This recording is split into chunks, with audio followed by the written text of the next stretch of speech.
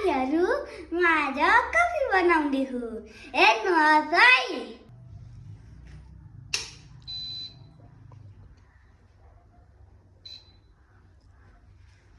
चुला अन गरे अब म आधी गिलास पानी आधी गिलास दुध हाल्दैछु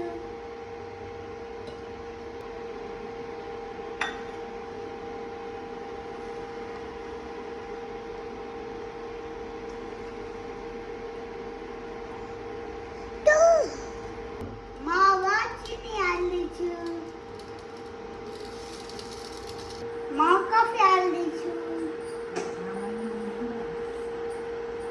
साथीहरू अब कफी पाकिसक्यो है म जस्तै नानी बाबुले कफी पकाउनुहोस् है कफी पकाउन धेरै सजिलो हो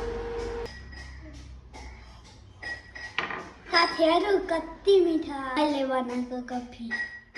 धन्यवाद।